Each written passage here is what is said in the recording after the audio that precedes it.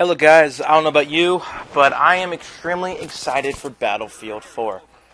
Now today I'd like to talk about a couple of things that have been leaked about Battlefield 4, my thoughts on them, and I'd love to hear your guys' thoughts on it as well. So, Battlefield 4 will stick with 64 players. Maps will be larger and more detailed.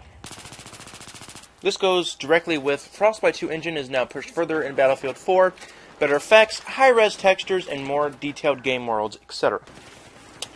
With these two items, I'm curious as to a couple of things. When they say more detailed, how much more detailed are we speaking? Are we talking more detailed environments or more detailed areas that we're actually going to fight over? Are we talking about pretty trees or bases that span the length of a map that we'll be able to fight throughout? Maps are larger. That's always good. Big maps are fun when done correctly. Take a look towards the end game. Those are well done big maps. Look at Operation Firestorm. Not even going to comment. 64 players.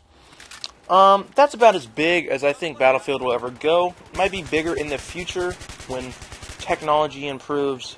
But for right now, 64 is good, and it still is very, very epic on the majority of maps. Now, when they're pushing the Frostbite 2 engine further, of course, the technology will be much better, and just effects, everything in the game will run smoother. Hopefully the physics will be a lot better in Battlefield 4, because in Battlefield 3 they can be pretty stupid at times. Especially with some of the coding issues, I guess is what they are.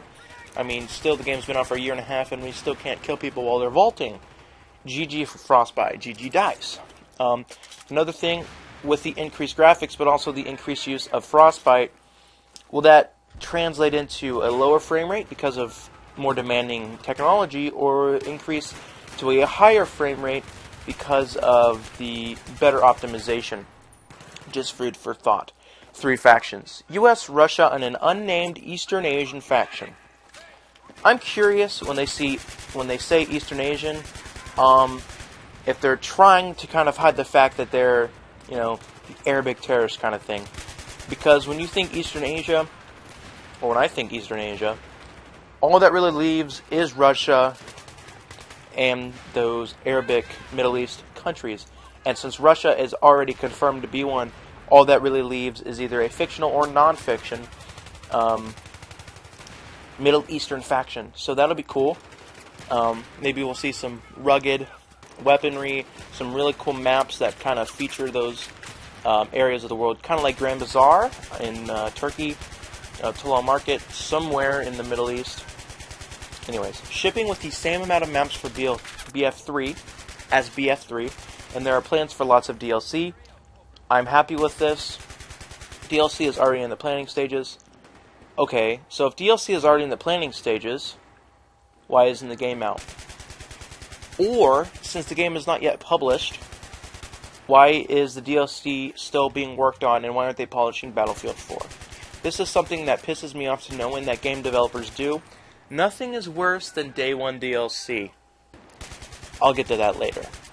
But DLC already being developed, already in the planning stages.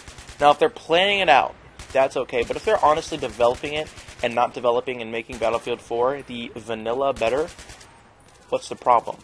If you're painting something on a canvas that's low quality, it's going to, cap out what you can do with the overall quality of the picture. But if you've got nice canvas, you're drawing on a very good piece of paper, and you're a very good artist, shit's going to turn out better. It's the same thing. It doesn't matter how good the map pack is. If the vanilla game sucks, the DLC is going to suck. Battlefield 4 Premium will be available on Day 1 and includes some perks. So I'm assuming instead of DICE shafting people that buy Premium, like they did this time around, there would just be a Premium edition, and you won't pay for DLC and then get Premium, and then lose money on the DLC that you paid for because you got the limited edition, which happened to all of us, right? If you bought the limited edition, you got Back to Karkand. When you bought Premium, you paid for Back to Karkand. Good job. Most of the guns and vehicles from BF3 will return. When it says most, I'm happy about that. I will have no problem using the same guns over and over again that I used in Battlefield 3 if, and this is the biggest if out of this entire list, are the guns actually going to be different, Are they actually all going to be valid? Not one or two from each class? And are they going to be different, not only in variation in each class, but are they going to be different from their predecessors in Battlefield 3? If they aren't, and it's just a copy and paste, Battlefield 4 might be the last Battlefield game I ever own. Because, and this is a big because, this is very important, I don't want it to go down the same path that Call of Duty does. I used to be a major Call of Duty player. I used to love COD 4. But when every game is basically a copy and paste rendition of the previous, it shits all over the potential. And if Battlefield 4 is shat upon by DICE because they're too lazy to renovate and innovate, shame on them. More squad features. This is excellent. This is excellent. Squads are very powerful as they are. Very good squads can dominate, and it will be great to see how well squads can dominate in the future with more squad features. Hopefully more perks. Hopefully more perks that aren't, so obvious to use over another one. Because let's face it, Squad Flak, I've done the tests. It is fucking useless. Commander feature returns, but won't be the same as BF2. Well, if you fuck this one up, DICE, what's your problem? The Commander in BF2 was extremely powerful, and a good Commander was amazing, right? He could do so many things. He was, and he actually, people would listen to them because if you were the commander and you were good, it made a difference, and people would notice this and they would listen to what you said. However, this is not the case in BF3 because no one has the title, but even if they did, I would not think people would listen because I've noticed that as gaming has evolved, people have gotten more and more stubborn and think they know shit that they don't, when in fact they don't know what they think they know. And it creates a situation where everyone suffers. So if you're going to renovate the commander, at least do it well. I hope they do. Battlefield 4 is coming out on both current and next-gen systems and PC as well. That is stale news. If they didn't, that would be terrible marketing. That would be terrible for sales. It'll be interesting to see if the next-gen systems are still locked to 30 and maybe they go up to 40 or 45, or if they'll just look better. Obviously, PC will run better. It will play better. That's to be expected. But it's going to be good. I'm happy for next-gen consoles. Even though I won't be getting one because I was a console gamer for so long, I'm hoping that they will be successful, and I'm hoping that it will, run better, and that console gamers will have a better experience. I really do. Well, I do. Obviously, it's a fact that PC gaming is superior. Being a console gamer for so long, I would like to see it succeed. Game is more of an evolution rather than a revolution, both technically and gameplay-wise. Evolution. They're going to be building upon instead of a revolution. They're going to be changing. So I'm having a feeling it's going to be Battlefield 3 with new maps, more tweaks. It's going to be a massive expansion, but it's going to have an engine overhaul. So it'll be worth it. That's basically what I'm getting the gist of by this comment. We'll ship with more game modes than BF3. That doesn't really affect me. I mostly only play Conquest. I play Rush to break the monotony of Conquest, and that's all I play. Frostbite 2 engine is pushed further. Thanks for putting that in the list twice.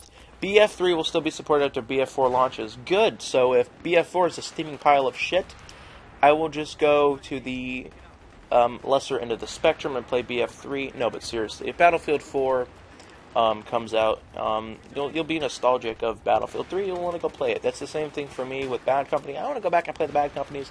I don't have them on the PC. It is a little bit of a sad face. There is a plan of some sort of integration between BF3 and BF4. Could be Battlelog only. If you have to launch BF4 from a web browser, I'm going to be pretty upset. However, if there's still going to be Battlelog and it's going to be with Battlefield 4, that's good. Just improve the Battlelog functionality for people that don't have Better Battlelog. Better Battlelog completely revitalizes it. Battlelog by itself, pretty shitty, pretty boring. It doesn't really serve much use. It was fun when the game came out, but really all it is now is bitching threads. Battlelog will be updated for Battlefield 4, with more social features and more detailed stats.